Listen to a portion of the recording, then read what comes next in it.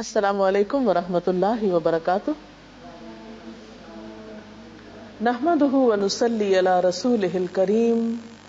اما بعد فاعوذ باللہ من الشیطان الرجیم. بسم اللہ الرحمن الرحیم. رب اشرح لی صدری ویسر لی امری واحلل عقدۃ من لسانی یفقهوا قولی. ہماری آج کی گفتگو کا موضوع ہے اعتکاف. اعتکاف کا لفظ آپ کے لیے کچھ نیا لفظ نہیں. رمضان کا نام آتے ہی اعتکاف کا خیال بھی آتا ہے، اور خاص طور پر جب رمضان کا دوسرا عشرہ اپنے اختتام کو پہنچتا ہے تو بہت دفعہ آپ اعتکاف کا لفظ سنتے ہیں. اعتکاف کیا چیز ہے؟ اعتکاف کا کیا معنی ہے؟ اعتکاف عربی زبان کا لفظ ہے، عین کاف فے سے بنا ہے. اس کا لفظی معنی ہوتا ہے ٹھہر جانا، جم جانا، اور پھر یہ جم کر ایک جگہ رک کر عبادت کرنے کے لیے استعمال ہوتا ہے. اسلام کی اصطلاح میں اعتکاف اس کو کہتے ہیں کہ نیت کر کے مسجد میں رہے انسان، اور سوائے ضروری حاجات کے جو مسجد میں پوری نہ ہو سکتی ہوں مسجد سے باہر نہ جائے. قرآن پاک میں اللہ سبحانہ وتعالیٰ فرماتے ہیں وَأَنْتُمْ عَاكِفُونَ فِي الْمَسَاجِدِ. تو گویا یہ مسنون عبادت دراصل مسجد میں ہوتی ہے. اعتکاف ایک ایسی عبادت ہے جس کا بہت اجر و ثواب ہے. عن ابن عباس ان رسول اللہ صلی اللہ علیہ وسلم قال قال في المعتكف هو يعتكف الذنوب ويجرى له من الحسنات كعامل الحسنات كلها. حضرت عبداللہ بن عباس بیان کرتے ہیں کہ نبی صلی اللہ علیہ وسلم نے اعتکاف کرنے والے کے بارے میں فرمایا، اعتکاف کرنے والا چونکہ گناہوں سے رکا رہتا ہے اس لیے اس کے حق میں وہ تمام نیکیاں لکھی جاتی ہیں جو اس شخص کے حق میں لکھی جاتی ہیں جو تمام نیکیوں پر عمل پیرا ہو. عام حالات میں ہر طرح کی نیکی کرنا ایک مشکل کام ہے، لیکن جو شخص نیکی کی نیت اور غرض سے اپنے آپ کو کچھ دن کے لیے محض نیک کام کے لیے پابند کر لیتا ہے اس شخص کو بے پناہ اجر و ثواب ملتا ہے. اعتکاف کے بارے میں قرآن پاک میں سورۃ البقرہ میں آیت نمبر 187 187 میں آتا ہے وَلَا تُبَاشِرُوهُنَّ وَأَنْتُمْ عَاكِفُونَ فِي الْمَسَاجِدِ تِلْكَ حُدُودُ اللَّهِ فَلَا تَقْرَبُوهَا كَذَلِكَ يُبَيِّنُ اللَّهُ آيَاتِهِ لِلنَّاسِ لَعَلَّهُمْ يَتَّقُونَ. اور جب تم مسجدوں میں حالت اعتکاف میں ہو تو بیویوں سے مباشرت نہ کرو، یہ اللہ کی باندھی ہوئی حدیں ہیں، ان کے قریب نہ پھٹکنا. اس طرح اللہ اپنے احکام لوگوں کے لیے بصراحت بیان کرتا ہے، توقع ہے کہ وہ غلط رویے سے بچیں گے. اس آیت سے یہ بات پتہ چلتی ہے کہ اعتکاف مساجد میں ہوتا ہے. اگرچہ اعتکاف رمضان کے علاوہ بھی ہوتا ہے، لیکن رمضان میں چونکہ ہر نیکی کا اجر زیادہ ہو جاتا ہے، اور ویسے بھی رمضان میں اعتکاف فرض کفایہ کی حیثیت رکھتا ہے، اس لیے عموماً اعتکاف رمضان میں ہی کیا جاتا ہے.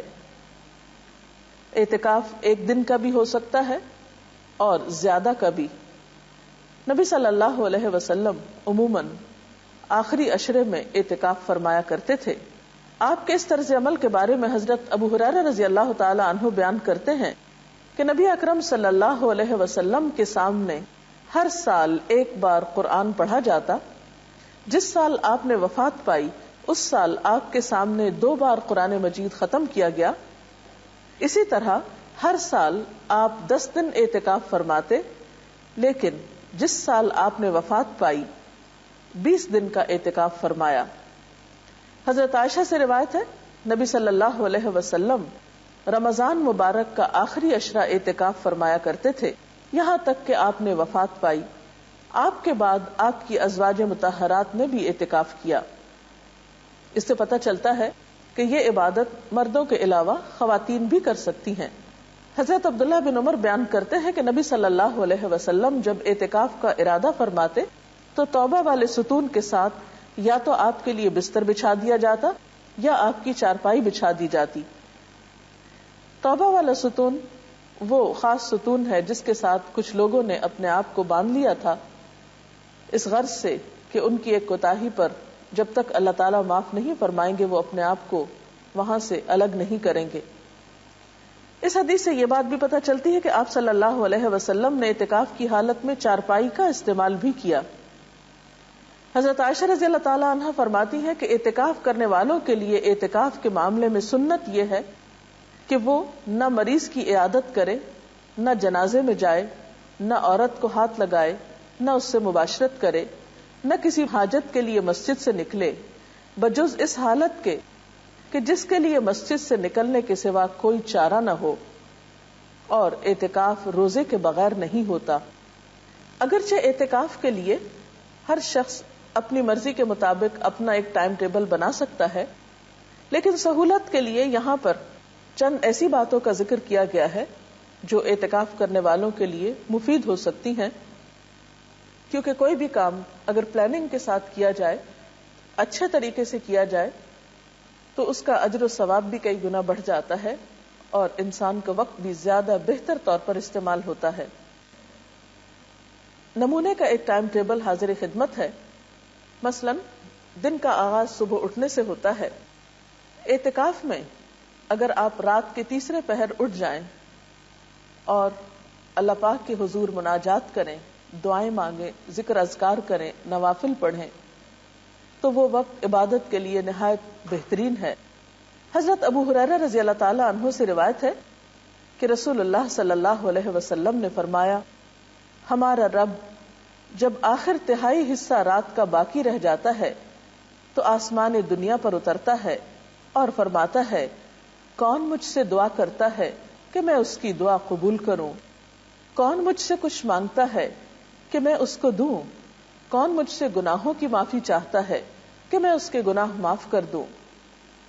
اور ویسے بھی صبح کے اوقات میں سحری کے وقت استغفار اللہ کے مقرب بندوں کا شیوا ہے۔ اللہ سبحانہ وتعالیٰ فرماتے ہیں اپنے نیک بندوں کے بارے میں کہ وَبِالْأَسْحَارِ هُمْ يَسْتَغْفِرُونَ، سحری کی گھڑیوں میں وہ استغفار کرتے ہیں۔ اس لیے اس وقت ذکر میں بہترین وظیفہ استغفار کا ہو سکتا ہے۔ ذکر و اذکار کے بعد سحری کے وقت آپ سحری بھی کھا سکتے ہیں۔ اعتکاف میں کھانے پینے کی کوئی ممانعت نہیں۔ حضرت انس رضی اللہ تعالی عنہ سے روایت ہے کہ رسول اللہ صلی اللہ علیہ وسلم نے فرمایا، سحری کھاؤ کیونکہ سحری کھانے میں برکت ہے۔ اس کے بعد نماز فجر کا وقت آتا ہے۔ اگر خواتین گھر میں اعتکاف کر رہی ہوں تو ان کے لیے خاص طور پر فجر کی نماز میں لمبی نماز پڑھنا زیادہ مفید ہے۔ اس کے بارے میں حضور صلی اللہ علیہ وسلم کا طریقہ ہمارے سامنے ہے۔ بخاری کی روایت ہے کہ آپ صلی اللہ علیہ وسلم صبح کی نماز سے اس وقت فارغ ہو جاتے جب ہم میں سے کوئی اپنے پاس بیٹھنے والے کو پہچان لیتا۔ آپ اس میں یعنی فجر کی نماز میں 60 آیتوں سے لے کر 100 آیتوں تک پڑھتے تھے۔ تو اس سے پتہ چلتا ہے کہ ایک تو فجر کی نماز ذرا جلدی شروع کر لینی چاہیے، یعنی وقت ہوتے ہی اندھیرے میں۔ دوسرے یہ کہ وہ تمام نمازوں سے زیادہ لمبی نماز ہونی چاہیے جس میں 60 سے 100 آیات تک پڑھی جائیں اگر زبانی یاد ہو، اور اس کے لیے ظاہر ہے کہ پھر زبانی قرآن پاک یاد کرنے کی بھی کوشش کرنی چاہیے، تبھی اس سنت پر عمل ہو سکتا ہے۔ نماز فجر کے بعد صبح شام کے مسنون اذکار پڑھے جا سکتے ہیں۔ قرآن پاک میں اللہ سبحانہ وتعالیٰ فرماتے ہیں، یا ایھا الذین آمنوا اذکروا اللہ ذکرا کثیرا وسبحوہ بکرۃ واصیلا، اے لوگو جو ایمان لائے ہو، اللہ کو کثرت سے یاد کرو اور صبح و شام اس کی تسبیح کرتے رہو۔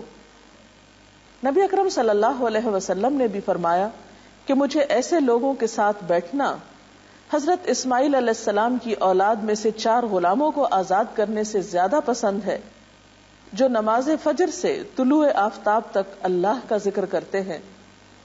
تو اس سے پتہ چلتا ہے کہ یہ وقت ذکر کے لیے بہت بہترین ہے، اور ایسے لوگوں کے ساتھ بیٹھنے کو جو اس وقت ذکر کر رہے ہوں اللہ کے رسول صلی اللہ علیہ وسلم نے پسند فرمایا ہے، اور جس کی محفل میں اللہ کے رسول صلی اللہ علیہ وسلم بیٹھنا پسند کرے، پھر اس کی شان کیا ہو سکتی ہے؟ اس سے بڑھ کر اس کے لیے اعزاز کیا ہو سکتا ہے؟ ان اذکار کے علاوہ اس وقت آپ قرآن پاک کی تلاوت کر سکتے ہیں، کیونکہ قرآن پاک کی تلاوت کے لیے بھی یہ وقت بہت موزوں ہے۔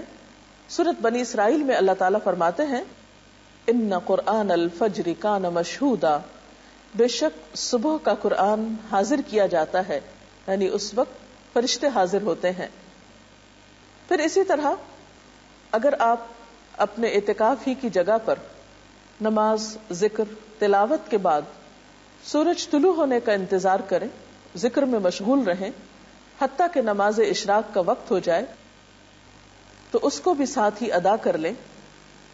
حضرت انس رضی اللہ تعالی عنہ سے روایت ہے کہ رسول اللہ صلی اللہ علیہ وسلم نے فرمایا، جس آدمی نے فجر کی نماز جماعت سے پڑھی، پھر سورج طلوع ہونے تک بیٹھ کر اللہ کا ذکر کرتا رہا اور 2 رکعت نماز ادا کی، یعنی اشراق کی نماز، اسے ایک حج اور ایک عمرے کا ثواب ملے گا۔ راوی نے کہا کہ رسول اللہ صلی اللہ علیہ وسلم نے فرمایا، پورے ایک حج اور ایک عمرہ کا ثواب، یعنی بہت ہی اجر و ثواب ہے اس وقت کی عبادت کا۔ اشراق کے نوافل کے بعد اگر آپ اپنے اعتکافی کی جگہ پر بیٹھ کر مزید کچھ قرآن پاک وغیرہ پڑھنا چاہیں تو ایسا بھی آپ کر سکتے ہیں، اور پھر مزید نوافل بھی پڑھ سکتے ہیں، کیونکہ حضور صلی اللہ علیہ وسلم نے فرمایا، اللہ تعالیٰ ارشاد فرماتا ہے، اے آدم کے بیٹے، دن کے شروع میں میرے لیے 4 رکعت نماز ادا کر، میں تیرے سارے کاموں کے لیے کافی ہو جاؤں گا۔ اس نماز کو چاشت کی نماز کہا جاتا ہے۔ اگر کچھ سستی یا تھکاوٹ محسوس ہو رہی ہو تو بہتر ہے کچھ دیر اب آپ آرام کر لیں۔ آپ لیٹ کر بھی ذکر اذکار کر سکتے ہیں، تھوڑی دیر کے لیے سو بھی سکتے ہیں، لیکن اگر آپ اپنی طبیعت اچھی پاتے ہوں تو بہتر ہے کہ اب آپ کچھ وقت مطالعے کے لیے نکالیں۔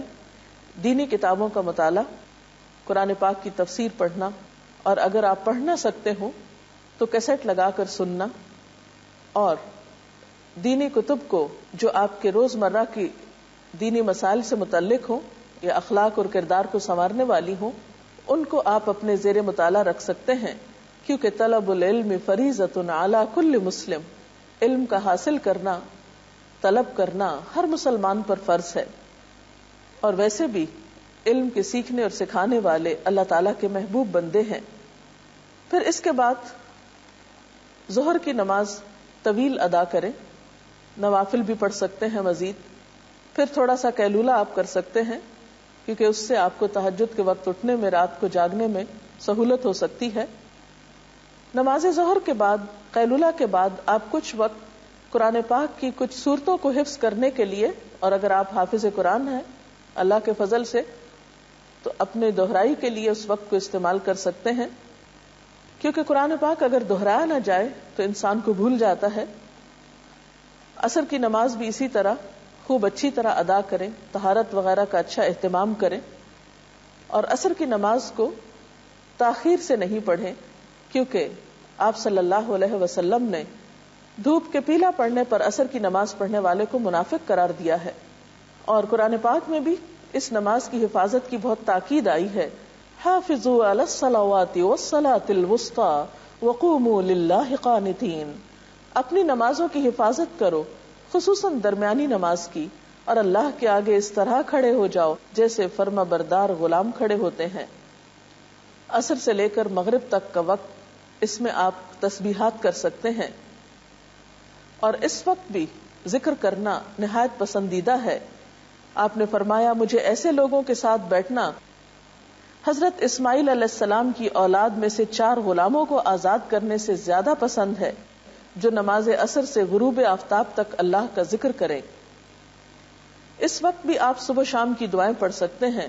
اس کے علاوہ کچھ اور تسبیحات، مثلا سبحان اللہ و بحمدہ سبحان اللہ العظیم، استغفر اللہ ربی من کل ذنب و اتوب الیہ، اللہم صل وسلم علی نبینا محمد، لا حول ولا قوة الا باللہ العلی العظیم، لا الہ الا انت سبحانک انی کنت من الظالمین، یا حی یا قیوم برحمتک استغیث، یہ ذکر کے کچھ مخصوص کلمات ہیں.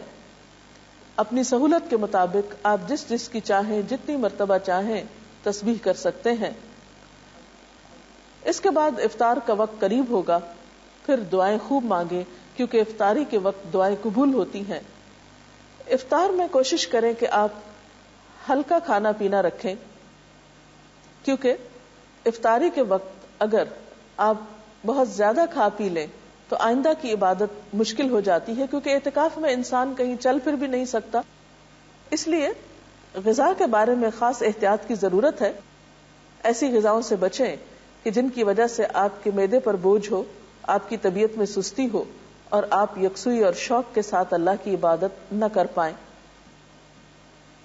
نماز مغرب میں خوب دل لگا کر خشوع و خضوع کے ساتھ نماز ادا کریں. اس کے بعد اگر آپ چاہیں تو کھانا کھا سکتے ہیں. کھانے کے بعد نماز عشاء سے پہلے اگر آپ وقت مقرر کر لیں کہ کچھ دعائیں جو آپ صلی اللہ علیہ وسلم مختلف مواقع کی مناسبت سے پڑھتے تھے ان کو یاد کر لیں تو یہ بھی ایک اچھی کوشش ہوگی. مثلا گھر سے نکلتے وقت کی دعا، گھر میں داخل ہوتے وقت کی دعا، سواری پہ بیٹھتے وقت کی دعا، اسی طرح آئینہ دیکھنے کی دعا وغیرہ وغیرہ. صبح شام کے بہت سے ایسے اذکار موجود ہیں کہ جنہیں آپ اپنی عادت بنانے کے لیے زبانی یاد کر سکتے ہیں اور جس سے آپ کی زندگی برکتوں سے مالا مال ہو سکتی ہے. پھر اسی طرح کوشش کریں کہ تراویح کی نماز بہت اچھی طرح اور طویل ادا ہو، کیونکہ آپ صلی اللہ علیہ وسلم کی اس نماز کے بارے میں حضرت عائشہ فرماتی ہیں کہ مت پوچھو ان کے حسن کے بارے میں اور ان کے طول کے بارے میں کہ کتنی لمبی رکعتیں ہوتی تھیں آپ کی رات کی نماز کی اور کتنے خوبصورت طریقے سے آپ ان کو ادا کرتے تھے. صرف تعداد پوری کرنے، گنتی پوری کرنے کی کوشش نہ کریں، بلکہ آپ صلی اللہ علیہ وسلم کی سنت پر عمل کرتے ہوئے طویل قیام، طویل رکوع اور طویل سجدوں کی بھی کوشش کریں. معلوم نہیں زندگی میں آئندہ یہ موقع ملے یا نہ ملے، تو ان فرصت کے لمحات سے خوب خوب فائدہ اٹھائیں. اس کے بعد آپ رات کو آرام کر سکتے ہیں. آرام کے لیے بھی آپ مسنون طریقہ اختیار کریں. دائیں کروٹ پہ لیٹیں، دایاں ہاتھ دائیں گال کے نیچے رکھتے ہوئے مسنون دعا پڑھیں، آیت الکرسی پڑھیں، اور اس طرح آپ صبح سے لے کر رات تک، جاگنے سے لے کر سونے تک مسلسل عبادت کی حالت میں رہیں گے.